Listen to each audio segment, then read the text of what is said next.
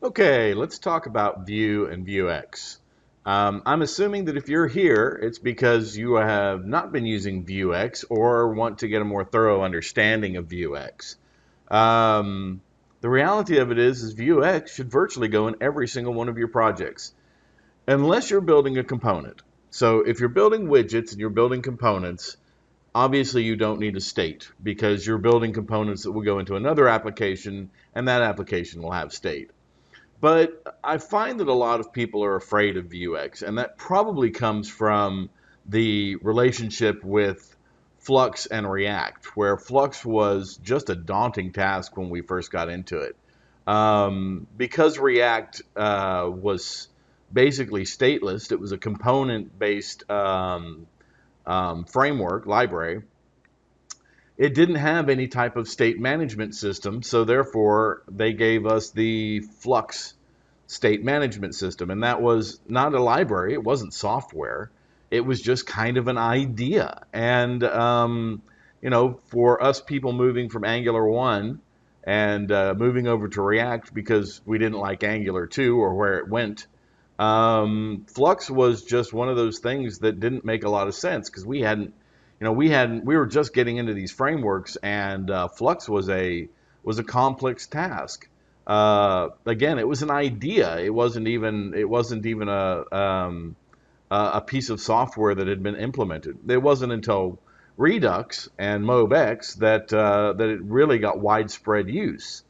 And even then, I think people still avoid it because they are complex, way more complex than they actually need to be. And Vue saw that. So I'm going to show you, we're going to build a really simple application, and I'm going to show you exactly how easy Vuex is. And I'm also going to show you why it's so important even in some very simple applications. The things that I've seen people do to avoid a state management system baffle me because they literally will spend hours trying to find a way to do something that is very easily done through an outside state management system that can send information to all their components. Um, Many of these things can be like sending objects down into the routed routes, where they're trying to figure out how to use the router as a data holder. And I look at that, and I've seen it in the questions and in the forums, and I'm thinking to myself, you know, um, programming has really pushed people away from the idea of state management, and I truly believe that that was the daunting way that Flux was introduced into the system, and now stores and state management seem to get a pretty bad rap. But let's put one into our little simple application, and I'm going to show you exactly how easy it is to into the store, put into the application, and why you should just do it right off the bat if you're building an application. Because if you're not building an application that takes, um, well, if you're building an application that takes less than an hour, then you may not need it. But if anything else, you're going to pretty much want a store in it and state. So without further ado, let's get started. And what I've done here is I've got my project already set up. I'm using WebStorm, so we can do File, New, Project, and I named my project right there, and I hit Create. I'm not going to do it again, but you can see that there's nothing. I haven't done anything fancy or added anything in the background. So we've got our project started. The first thing we need to do is we need to bring up Vue out of the vue-CLI. So this requires Node.js installed, npm, and the vue-CLI installer. If I've got a tutorial on that, you can look it up, or you can simply know that you need to install Node.js. Go look that up. You need to install the npm, which is off of Node.js. That's a real quick lookup. And you need to install the vue-CLI. And that's a real quick lookup. You really don't need a tutorial over that, but I do have one just in case. Okay, so those three things being installed, we're going to go to the terminal, and WebStorm has a terminal built into it. and I'm going to hit view type, not hit, I'm going to type vue init webpack. And the instructions will tell you to put in vue init webpack in the package name because it assumes that you're using a non-project based IDE and that you're just using the terminal. So if you put the package name, when you run the terminal command, it will create the folder and then it will populate the folder with the scaffolding that it needs. In this particular case, I have a folder created as a project, and I don't need the folder to be created before the scaffolding's done. So if I leave that blank and I hit enter, it's going to ask me, do I want to generate the project in the current directory? And I do, because I already have created the directory for my project in my IDE. So I'm going to select the default. It's going to download the template, and then it's going to ask me three default questions: the project name, the description, and the author. And then it's going to ask me if I want to do a runtime and compile, and I always use both of them. If you take off the compile, you save 6K, and if you come from Angular or React or Bootstrap, you know that 6K is laughable. So I'm not looking to save 6K of data. Install the router. I always install the router, and I'll tell you why later. ESLint. If I'm doing a program, I actually do ESLint. It makes you a better programmer, and you might as well start now. If I'm showing a tutorial, I don't do ESLint because it's a compile blocker that says, stops your compilation and says, hey, you put a semicolon here, and you shouldn't have. And I don't want my tutorial to drag on because of silly syntax errors. Or not even errors, silly syntax formatting that is not the standard, even though it's not really an error. Okay, so no ESLint. We're not going to be doing any unit testing, and we're not going to be doing any end-to-end testing. So that gets us our scaffolding, and we can see it right here. And see if we can get a little room here. All right. So the next thing we need to do is we need to actually run the package.json file.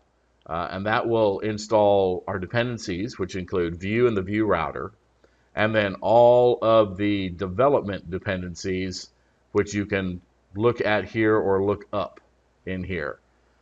All right, so the easiest way to do that, my software gives me a quick button, but we're going to do it by hand, because if you're using a terminal, we just do npm install, and that installs our package.json file.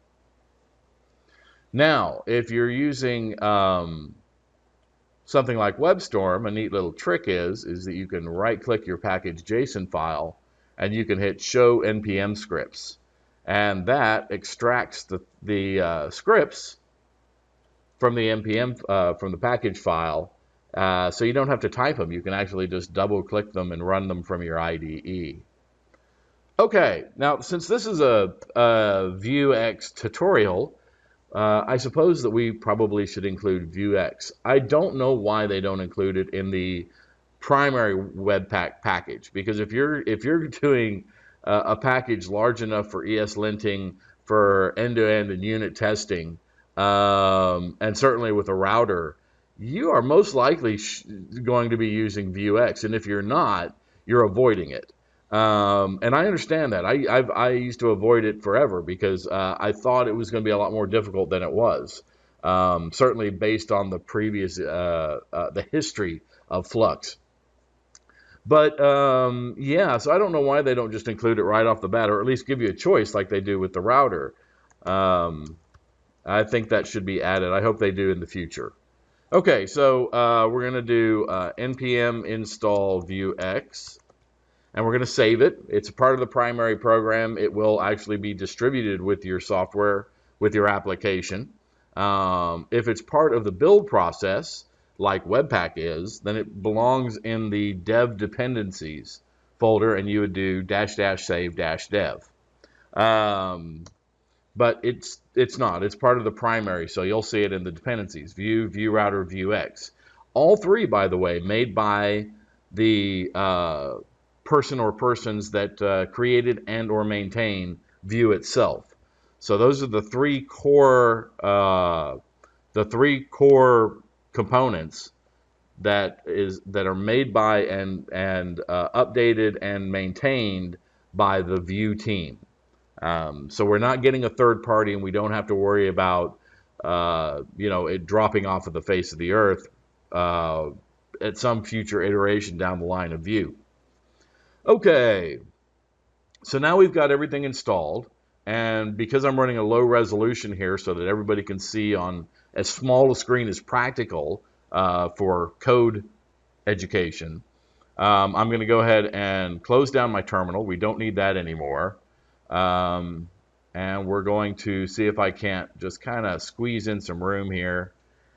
And we're going to run our program. We can close the package JSON file down. We don't need that anymore. And let's go ahead and double click the dev in my system. If you're running off a terminal, I'm going to bring the terminal up again. If you're running a terminal system, I'm going to clear it by CLS. If you're running a terminal, to start your program, you're going to do npm run dev, or run build if you're compiling it to a build. And when you run that, it will start the hot swappable, hot component swappable dev server. And here it is. We can set on our inspector, and you're up and running using the terminal to start your server. And then to stop the terminal, in Windows, you hit Control-C to terminate the job, and you can hit yes, and you've terminated the server connection, and you can see it right here, error connection reset. But I don't use the terminal. I don't need the terminal. And in this particular case, it takes up a lot of room because I've got a really small screen to work with what I'm doing. So we're just going to restart it now by using my GUI in WebStorm. And we'll bring that up. I can just shut that one down and refresh that, and it'll connect to the server. And you can see, instead of Control-C to kill it and then answering a question, I can just stop it with the button and then restart it when it comes back up. Okay, so that's enough of that. Once you've got that started, one of the important things that you really need to have installed is the Vue Dev Tools. It comes from the Chrome Web Store. I'm using Chrome. If you don't use Chrome, if you're using Firefox or another web browser is of your liking, that's absolutely fine, but you're going to want to use the Vue Dev Tools every once in a while. So make sure that you have Chrome downloaded and you install the Vue Dev Tools from the Chrome Web Store, and you can learn how to do that from anywhere. And once you do, you'll get this option, which allows inspection into the actual Vue application. Which is nice. I mean, that's nice for debugging and looking at your variables and seeing if something's gone wrong. But primarily, it gives you the view inside your store and what its current state is and what its previous state were every single time the store state changed. And that's all the variables and all the different ways that it could change. So that's almost invaluable if you're using a store to manage state of your entire application, which may be managing 20 or 30 different components. At a minimum. I mean, it could be thousands of components if you're Facebook. Anyway, so we've got all that set up, and you've got your dev tools installed, I'm going to assume, at this point. If not, go ahead and pause the video and get that all set up. And we have a running program, and that will be the completion of this little step. So now we just need to clean up. I need to clean up a little bit here. So we're going to get rid of my run terminal. And we're going to go over what was installed. So we start with our index HTML. That's part of the package that was installed as boilerplate for and from Vue. The HTML file is a little too slimmed down. We need to put in our viewport in the meta tags. And I actually have, and you probably do too if you're using an IDE. If not, you've probably built enough HTML5 pages that you have a template somewhere that you use. And basically that's what we need. We need a new HTML5 template.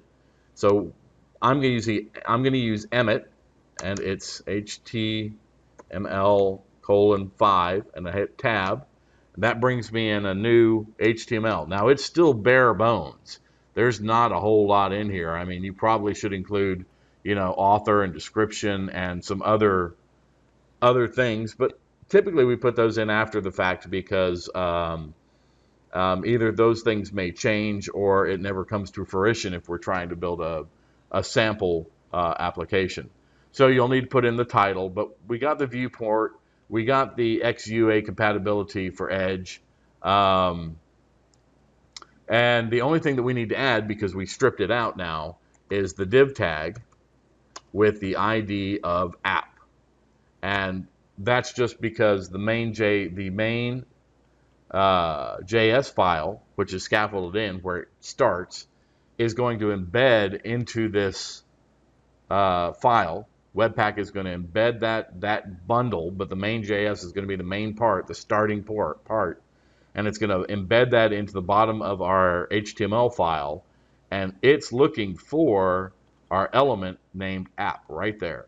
So if you want to change the name of that for whatever reason to, start or component or anything that you want to change it to, just remember that app, that ID, is linked directly to this app ID.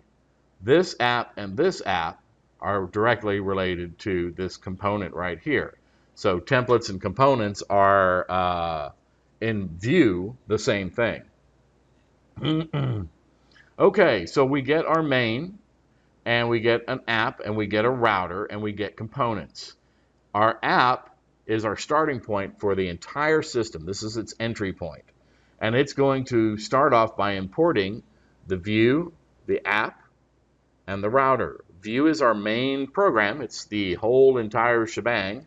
The app we're bringing in from the root right here, app.vue. That is the exact same thing. And then the router, we're bringing in the index file from router, and that's going to allow us to use the router functionality, which I'll show you in a second. Once we look at, okay, we're going to create, we're going to configure it for production tips, and that's handled by Webpack. That'll change to true and false based on whether we're doing a full build or a dev build. So that's actually not part of the build process. That's actually part of the development process. It will disappear.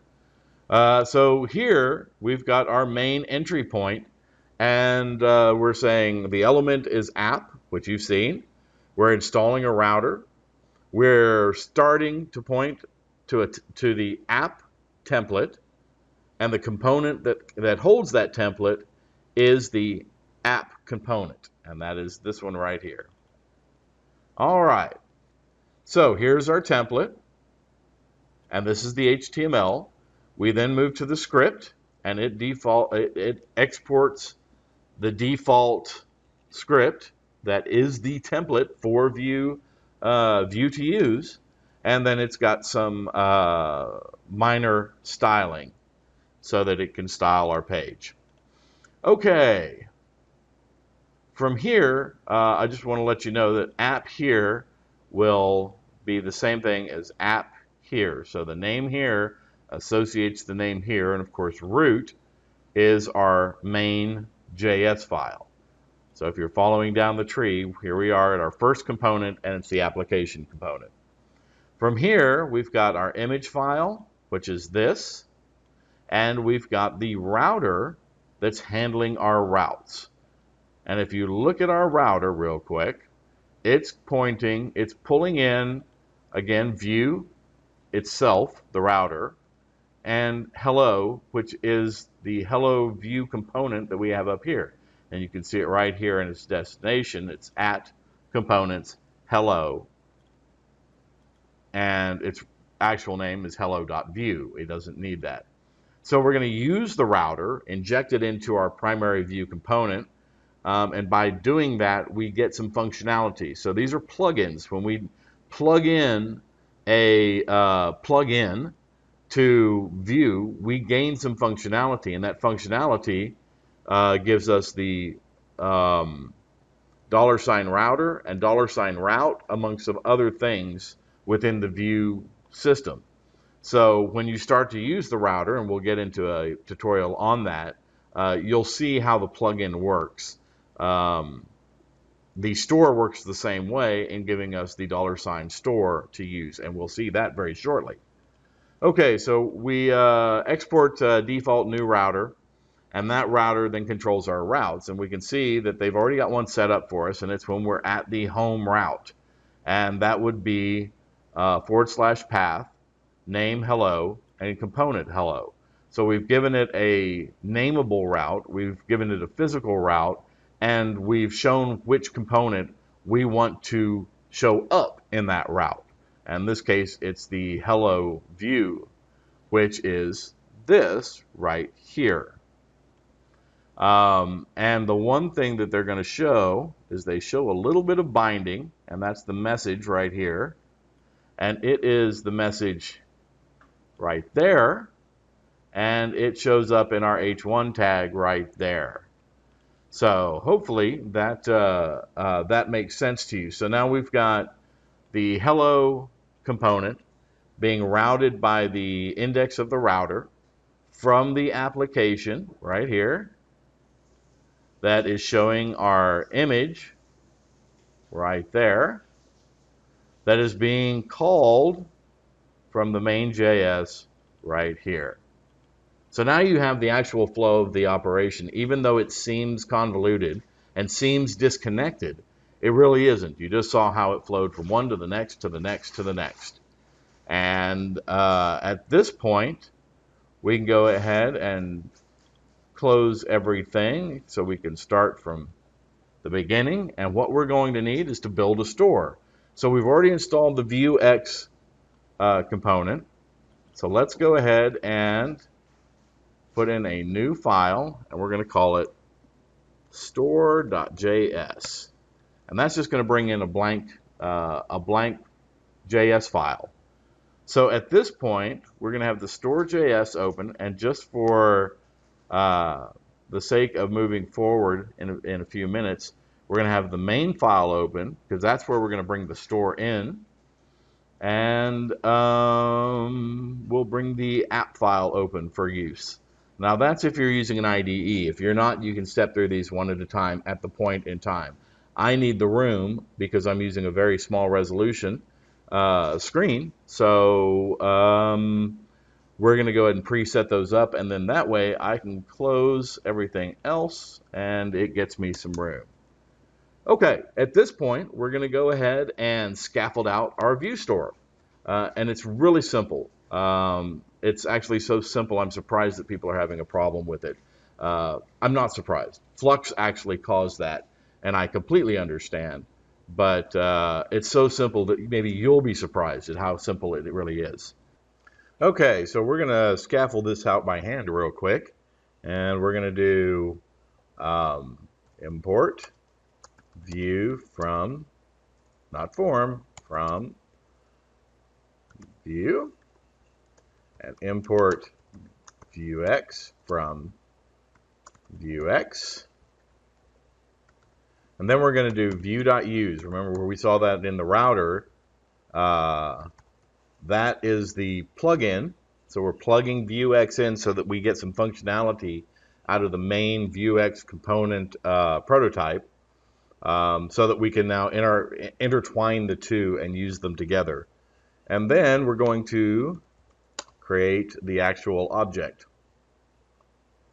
Export default new Vuex dot store with a capital. And that's it. And now we have the store. First thing we're going to start with is state.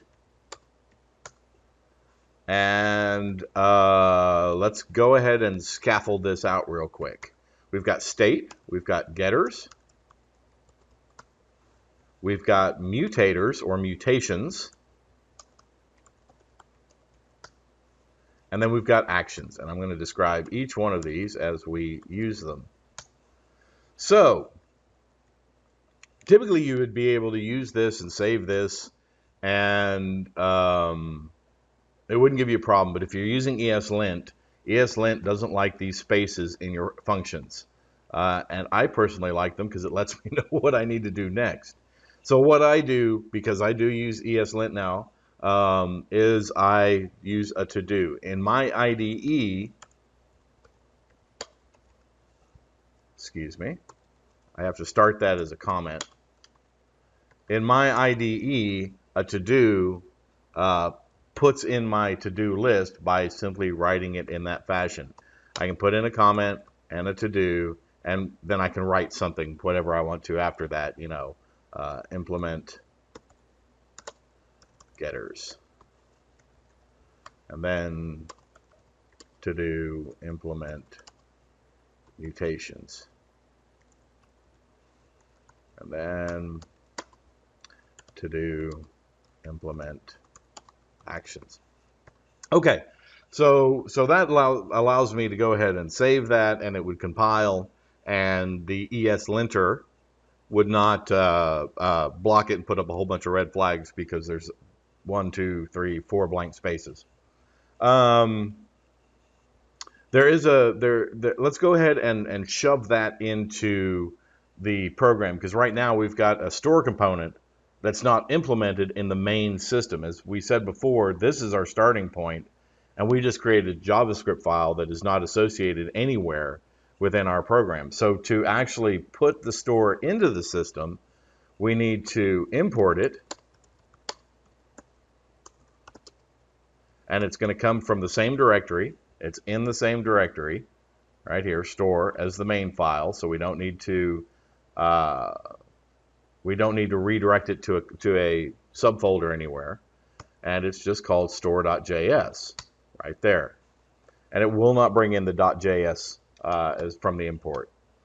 My IDE WebStorm shows that it's not being used, and that's convenient in the fashion that it lets me know if there are imports that I may have started to use or experimented with and decided not to, and abandoned, and it lets me know that we're importing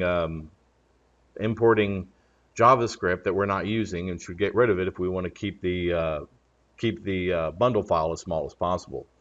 So we're going to bring in the store, and you'll see that it went from gray underline to its standard coloring.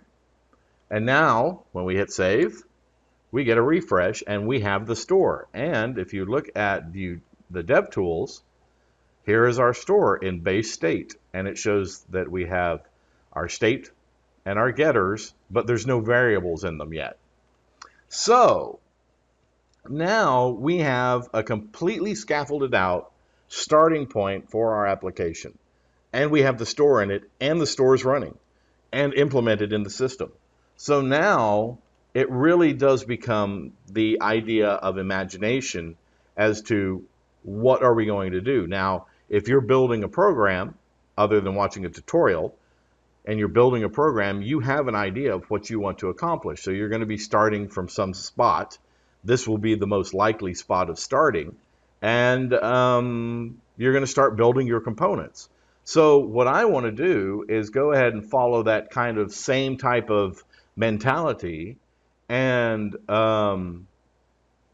show you how I would build something, and then when that Vuex need, that store need comes in, I'll show you why it's needed and how it's needed.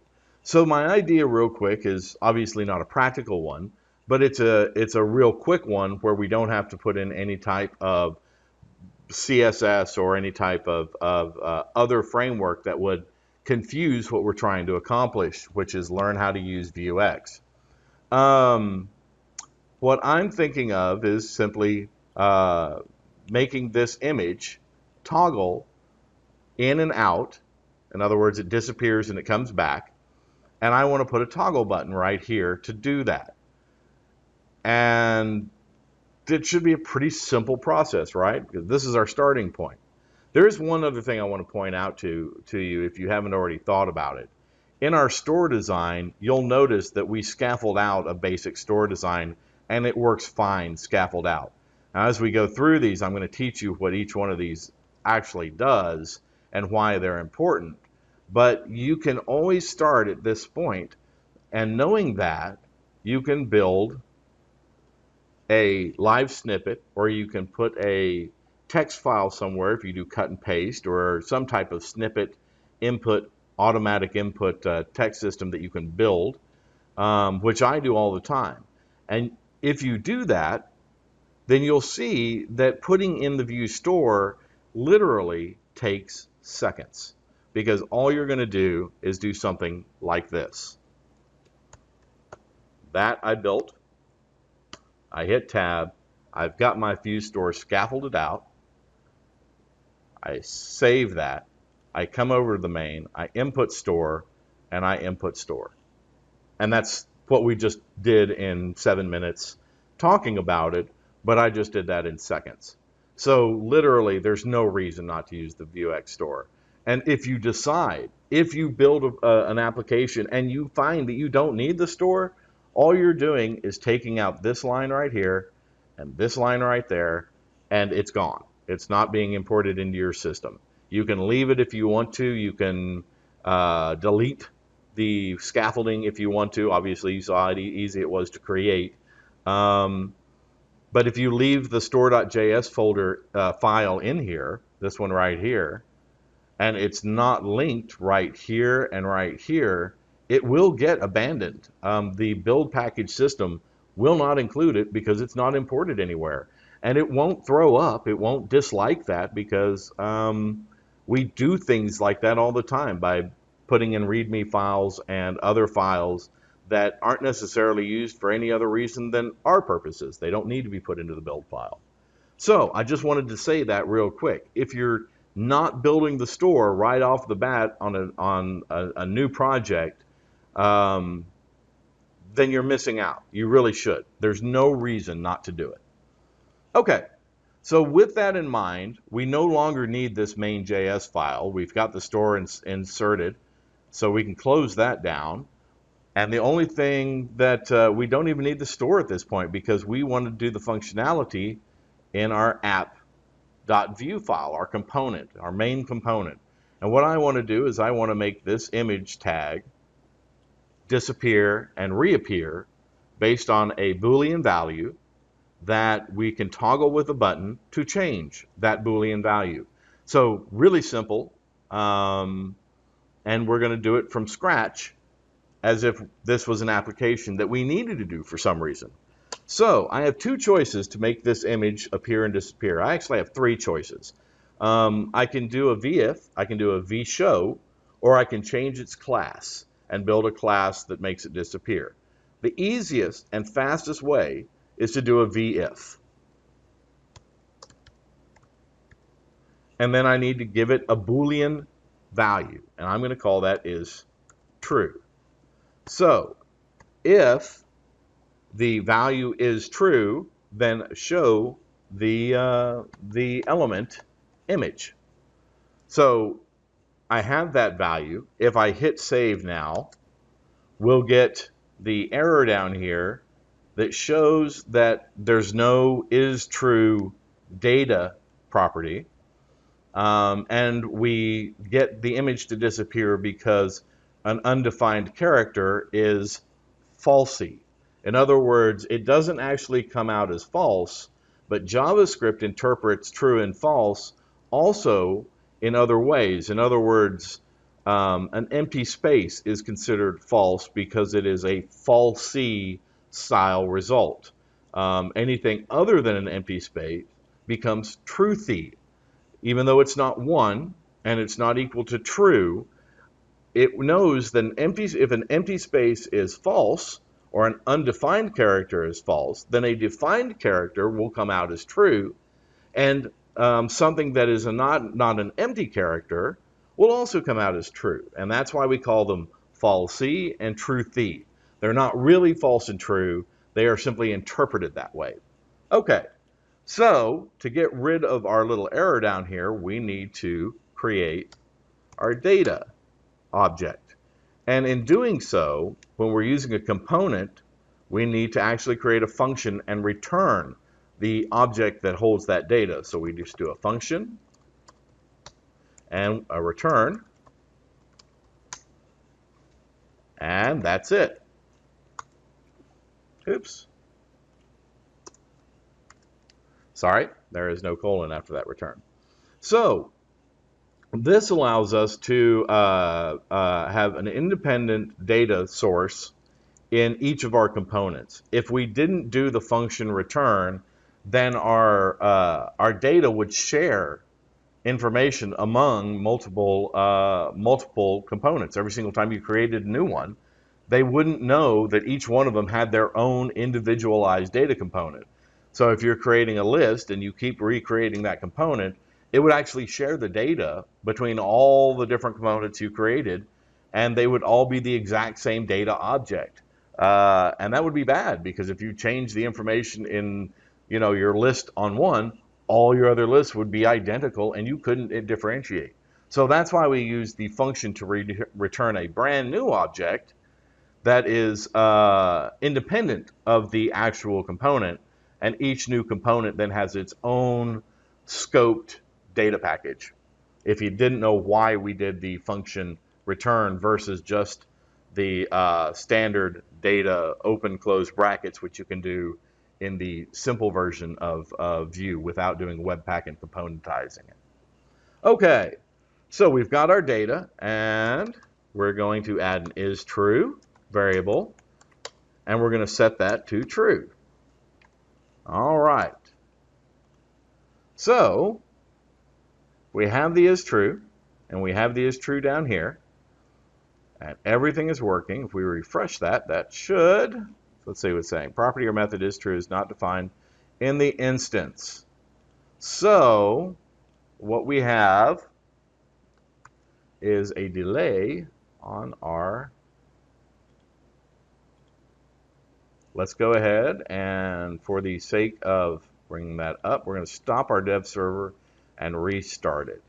This happens sometimes, as you can see, we've got it back. So I'm going to close down the old one and bring in the Vue. All right. We just got disconnected with our dev server. And it happens every once in a while, so you just have to kind of watch out for it. So now if I change that to false and hit enter, or just hit save, you'll see it disappear. And now if I hit true, we'll hit save, and you'll see it reappear. So obviously the user is not going to do that. They're not going to have access to the code, much less the pre-compiled code. So now we need our toggle button. And I said I wanted the toggle button up here. So we're going to add one above the image. So we do a button, and we're going to name it toggle me. All right. Now, if we were to spread this out a little bit, one of the problems may be, is our toggle button would end up on the left side, and we don't want that. So I'm going to just add a real quick HR for horizontal rule, and that's basically a line. And what that forces is, no matter how wide our package gets, we will always be above the image. Because if it's down here and that image disappears, my toggle button is going to jump over to center, and then when it reappears, it's going to jump over to make room on the left-hand side, and we don't want that to happen because my mouse will have to chase the toggle button all over the place. So we just added that real quick. Now, we've got a toggle button, but it's not doing anything. We know that we're going to want to toggle, so let's go ahead and create a method done with the methods object, and we're going to go call it toggle me.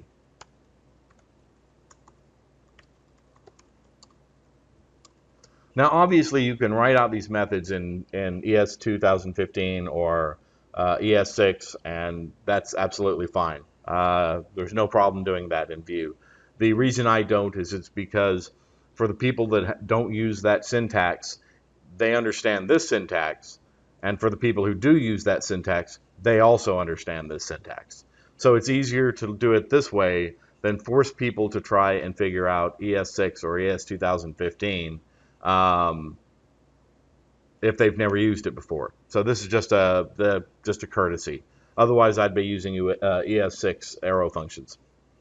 Okay, so we've got the toggle me, and basically what we're going to do is this dot is true equals not this dot is true.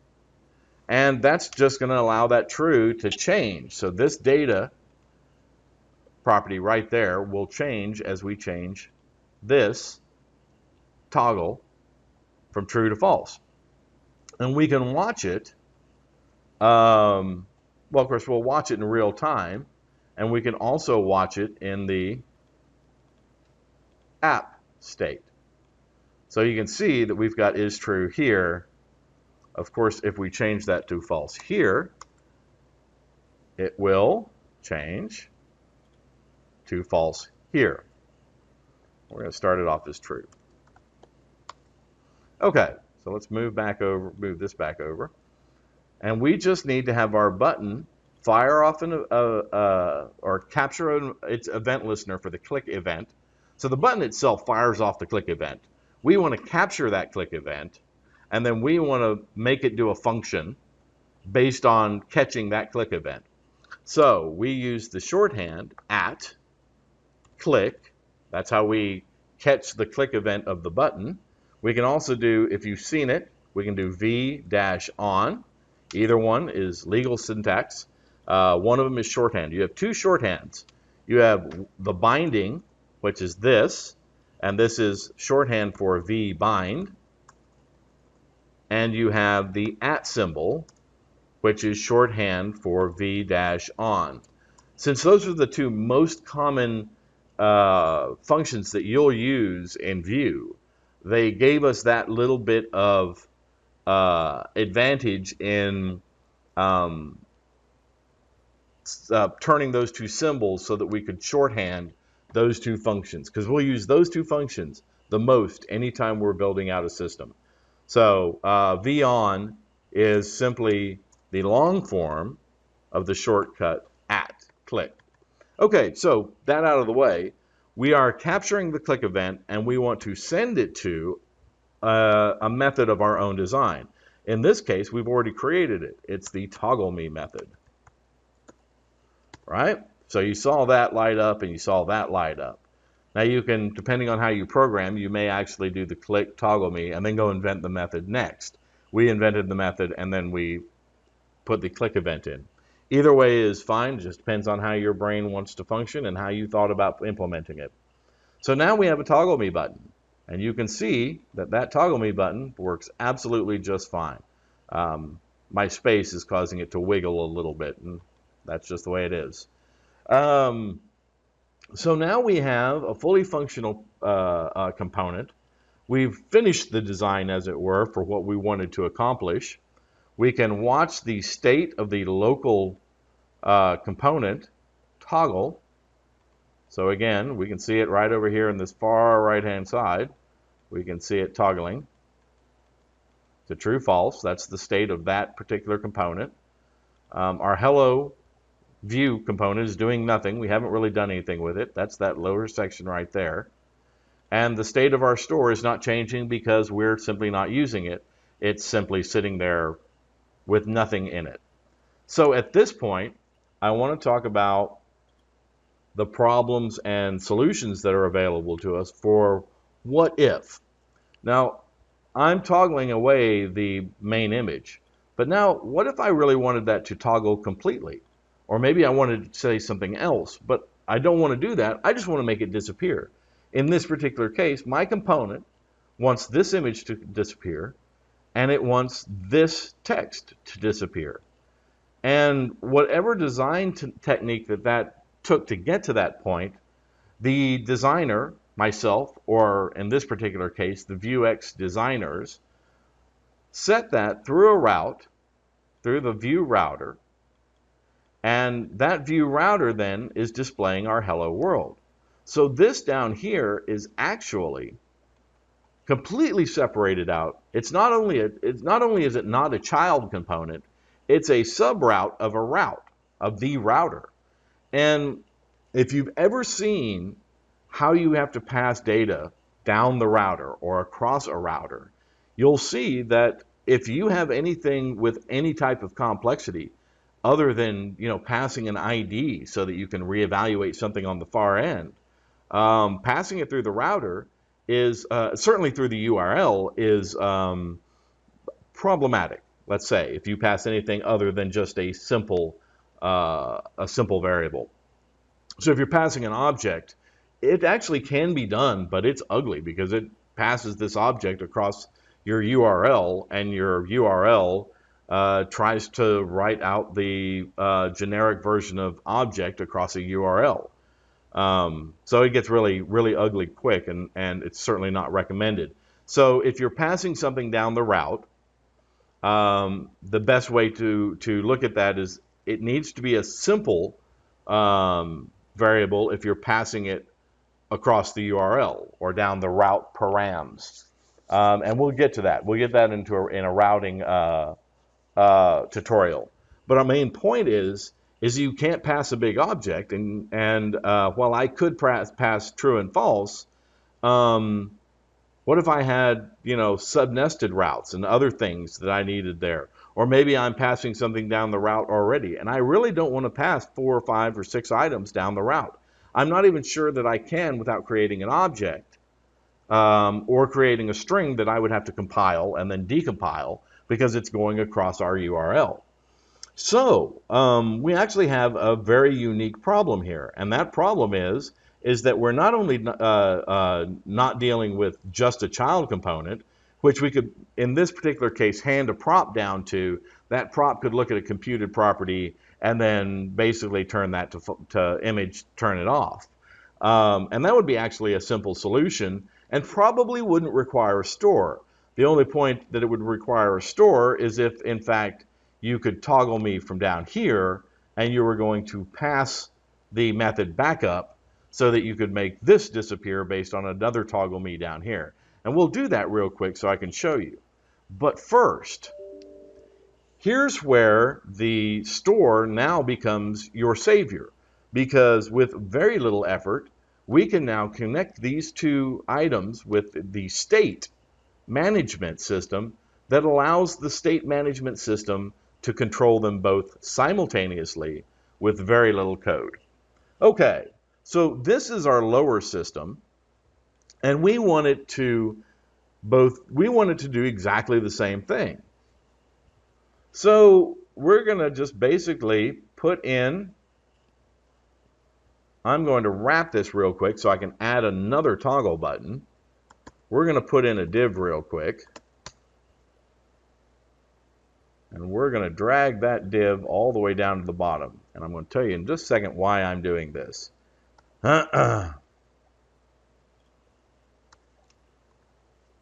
So if you're creating,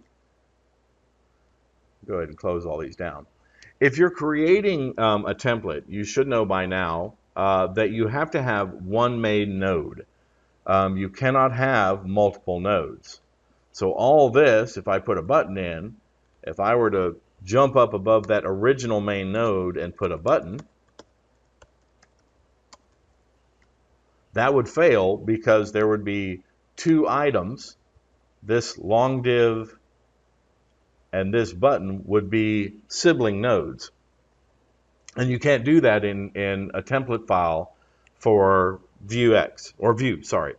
It will come back with an error, and it'll tell you succinctly. It will tell you clearly, hey, you can't have you can't have two sibling nodes on a single in a single template as the root, right? So as the root, you need a single node, and then everything can tree out from there. Now, after your initial node, you can have sibling nodes, just like I did right here. So that's why I added that div. So now, when I hit save, I get the two toggle me's. And I'm actually going to, let's go ahead and HR above this. And now we can kind of see the division. So we still have the functionality of the original toggle me, but we'd kind of like this lower part to also toggle out. So let's see. we would need to do exactly what we did on the previous one. So in our div class here, we can do a v, we'll just do a show this time. And the difference between vif and vshow is vif destroys the entire element and then brings back, redraws the entire element, and vshow simply sets its display to none or removes the display to none attribute. And if you want to know the vif, because it actually destroys it completely and brings it up completely, is harder during runtime because it actually has to completely create it in the DOM and completely remove it.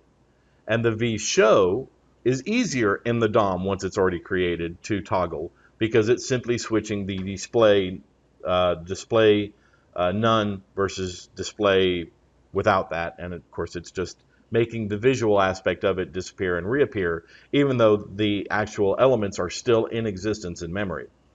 So vif is a little bit more stringent on the handling, where vshow is a little bit easier.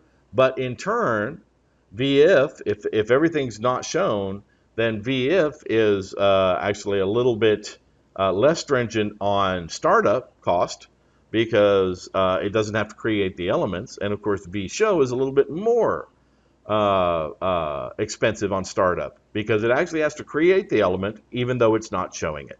So hopefully that made sense, and that's just a little side note.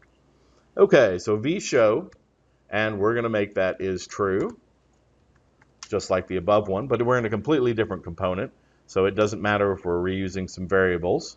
We're going to go ahead and leave their message there. There's no need to get rid of it. We're going to just do an is true equals true. All right, so I need a comma. All right, so now if I set this to false, just to make sure that everything's working, sure enough, we eliminate it. You still have our toggle me button, thank goodness. But everything else seems to be working fine. So at this point in time, we need a method in this one as well that will handle the toggle me. So this time we'll kind of do it backwards. We'll do an @click equals toggle me, and we can do it just like the other one. Again, like these are completely different components, so they should not interfere with each other at all. You can reuse your variables as desired. Methods. All right, and then we have the toggle me method, function, longhand. All right, and then we're going to return is true.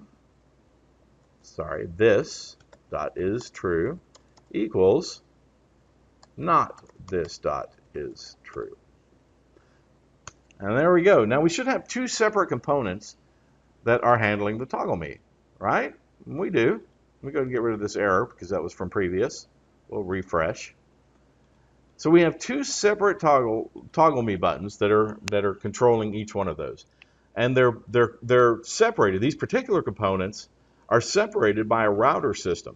So this is a really complex issue if you were just looking at the potential of combining these two on the same element.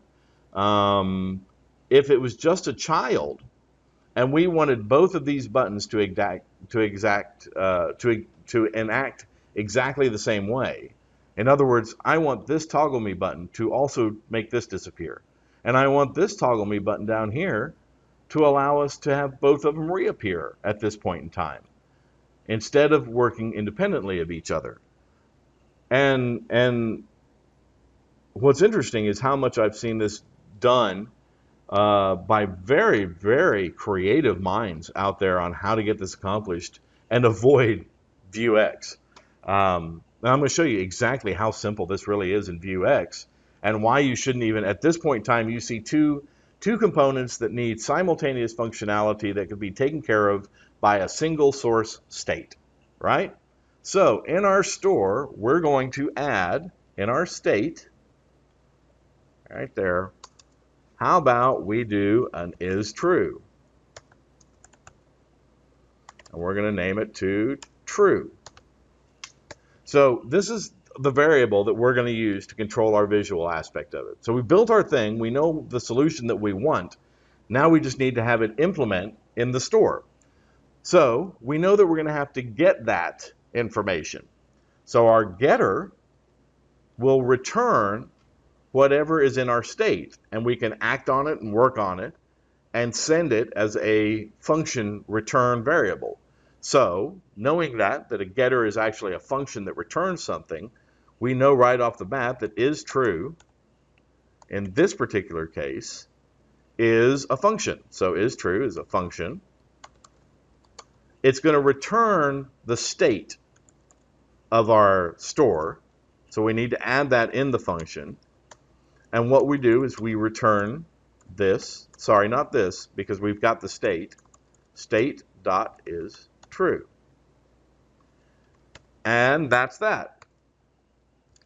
So right now we've actually created a store system where we can get the state from the store of any component that's tied into our main component, which is every component, because our store is starting off in the main JS file.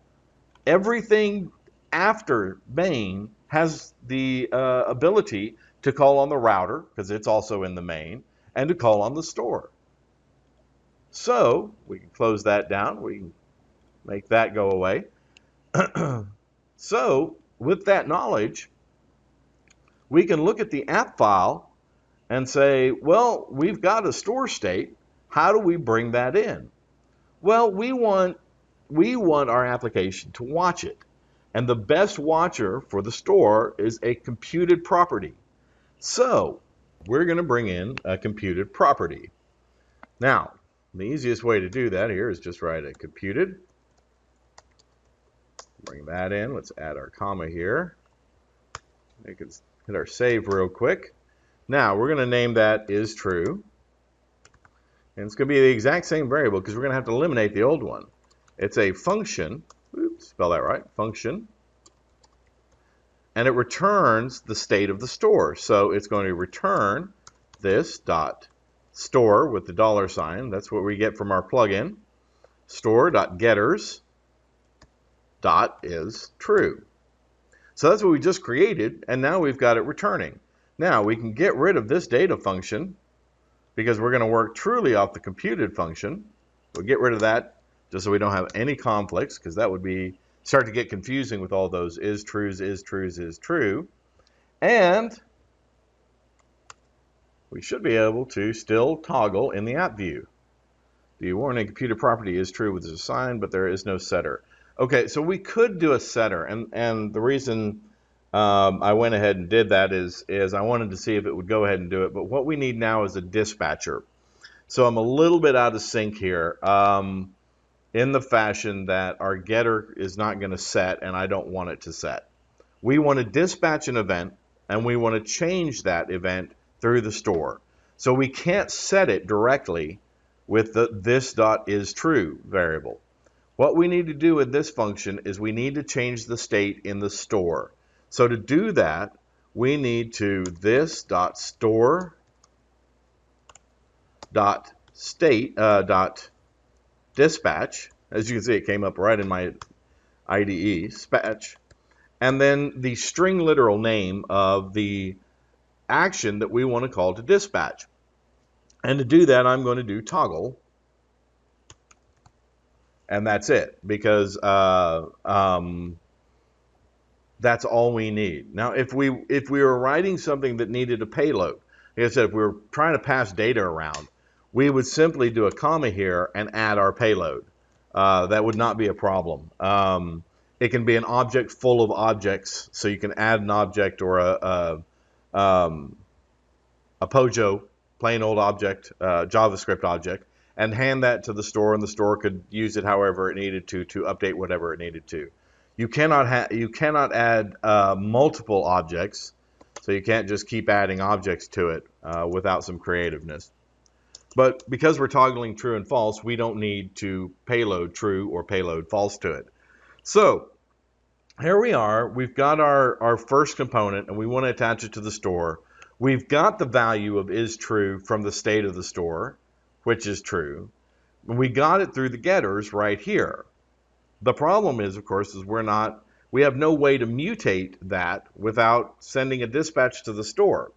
And this is where Flux got really confusing. But in Vuex, it's actually really simple. If you followed what we've gotten so far, and the only part that you may be stuck on right now is the dispatch, we're going to handle that right here. So from dispatch, the dispatch calls the action. So we go to the store, and we set in our actions our dispatch function. And in this case, we named it toggle. So we do a toggle function, and it uses context.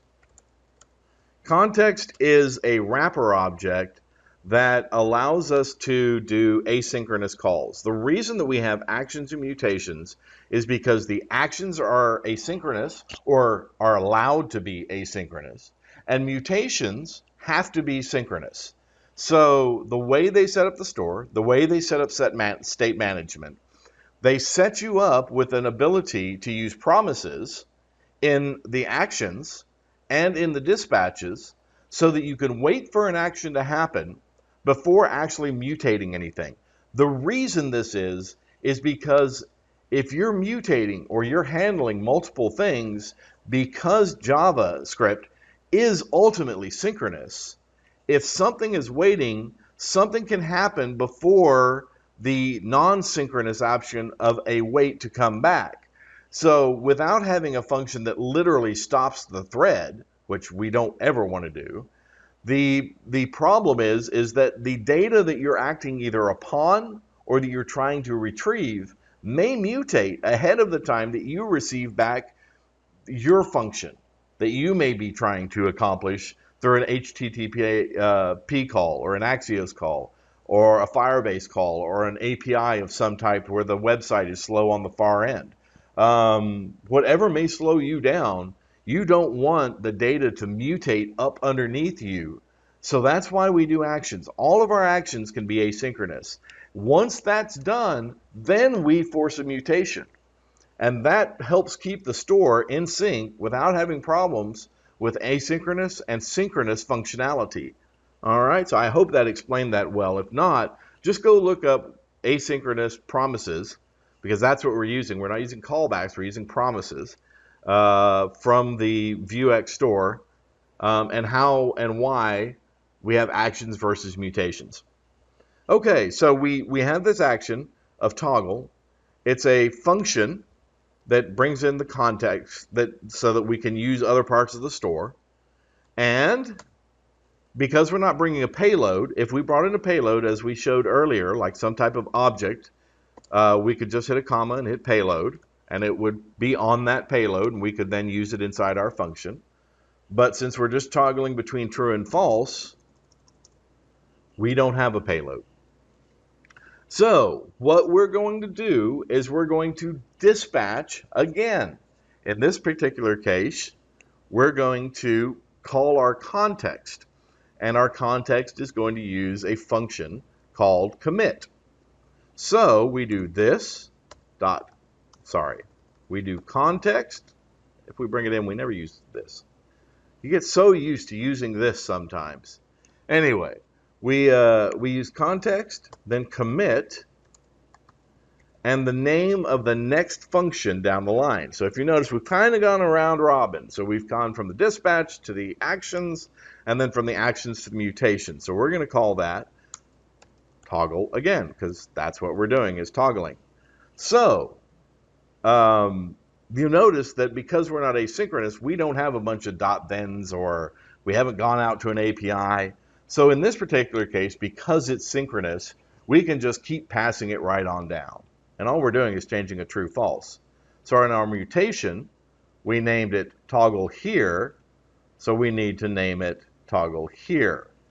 So we've got toggle function, and in these we bring in the state, because we're outside of that context problem. Context is for asynchronous. Everything in here is synchronous to the state. So obviously in state, we don't have to call state. But in our getters, we have to call the state, and in the mutations, we have to call the state. And then in actions, we call context, so that we can deal with asynchronous code, and every one of these is a promise that we can utilize. Okay, so we've got that, and here we do, for our toggle, we can do this, state again, dot is true equals not state dot is true. And that's it. We just created that round robin. Now, in the grand scheme of things, that may have seemed like a lot of work because we had to reinitialize the initial character, which is the isTrue character that is in our image file. And then we had to keep track of it using a computed property, which reads our getter function right here, so that we can see that it is true. And then to hit the toggle me, instead of directly changing it, we now have to dispatch to the action in a new method called toggle. And then the action calls for the mutation, the synchronous actual action, which is actually changing the state. And then the getter will fire to the computed as a listener to change again. So yeah, it does seem like a lot of work. But if you ever put that in retrospect of what it would cost to put these two together and the type of spaghetti code that would eventually end up, and then think that, well, goodness, what if I have to add a third or a fourth? You can start to see how absolutely nightmarish that would become. And if you ever needed to refactor or change something, that would be even worse. So now we have this single store state. Now, instead of rewriting these functions for every single new component that we create, such as we did in app, we've got, well, we did it in hello. So here's our original in hello. Every new application would need, it's true, it would need a toggle me function. So you keep rewriting your toggle me function over and over and over again. And then, it's going to utilize that local system. And then if you wanted to connect it to anything that wasn't even across a router, then you'd need to emit the function and have it affect another application's property. And that's only a relationship between a parent and a child. If you have two siblings across a parent, that's even worse. And then if you have children of children, that's just a nightmare. I can't even imagine start to trying to emit and prop down back and forth. So now we've run one function in our store, and our app view is now utilizing the store through dispatching, and our other app, our Hello app, is doing it locally to itself. So still not the accomplishment. But if you notice over here now, we've got our store state changing. So we've got our time travel in the store state, and we can just keep backing up in the time, and we can literally reset the entire application. If this is the application over here, we can set this and say, oh, this is where we need to start. Let me do my re-debugging here, and we can literally time travel right back to there. And there's our state. And if it's really a complex store, if you've really done a lot of stuff, that is something amazing to see, to watch your application just kind of step back in form like you're hitting an undo in your application. Anyway, I'm getting off track. So we've got our state, we've got our getters, we've got our mutation. We're not carrying a payload, as we said, but you can carry a payload. And we'll set this to our base state. There we go. Come back to there. I guess we'll set that to our base state. There we go. So in our app, we're using the isTrue, which is computed from the store. And in hello, we're using isTrue out of the data object. So we need to change this toggle me button to also use the store. And I've done way more talking than it takes to actually accomplish this goal, which is simply another computed property here. So we're going to do computed with an M. And we're going to call it isTrue, again, with a function. And we're going to return the state of the store, which is, again, anytime you're dealing with the store, outside of the store, you use the $, store.getters dot is true, right? So now we've captured the is true of the store. So now we're using its state. We can remove this one. And in the toggle me function, instead of toggling it directly, we can now dispatch it. But we've already written all the stuff in the store, so now it's just as simple as doing this dot store dot dispatch. And what do we call it? Toggle me, I think. Or just toggle, I think. All right, and that's it. Let's see, where did I do? Data. See, I always forget my commas. Right there. Missed a comma after the computed property was added. So there we are. If we restart this thing, we've got both of them showing. In our app, we have isTrue, which is computed. In our hello, we have isTrue, which is computed. In our state, we now control the state, the getters, and we have no mutations at this point in time. Now, if I hit this toggle me, guess what? They both function. And we now have a mutation. And we now have a base state that has traveled in time forward to where we are now. And we can travel backwards if we want to. We can toggle me and travel back to that state. We can toggle me and we can travel back to the first state again if we want to. But we can keep adding state and it will keep track of all this state. So you can see in a debugging fashion why now state is awesome. And you can see in a component action why centralizing your functions is kind of cool. I never have to write that function again. Now, while writing a toggle function by saying true equals not true, or variable equals not variable, may be a very simple function. If your function is more complex, writing it into the store as a mutation becomes nice because you only write it once and you're back to that dry technology of only writing once. So what we've got is we've got the state, we've got a getter that allows us to retrieve that, we've got a computed variable that watches that store's variable, the getter method in that store. So when the getter changes, this triggers and it changes locally, which changes our isTrue variable right there. And of course our image either appears or disappears. And when we hit the toggle me button right here, then we dispatch to toggle the primary variable, which goes back to our store, comes through our dispatch right here in actions. Our actions will handle any type of asynchronous code if we had it. In this case, we don't. We call context commit, and that commits our mutation, which is the actual synchronous function. Easy enough, right? And that changes our state. Our state updates our getters do it all over again. The nice thing is they do it no matter how many different components you may have. So whether it's 1 or whether it's 10, they're now sharing state. And if you are missing something that should just be a light bulb going off in your head right now of how that can be functional, I can't imagine.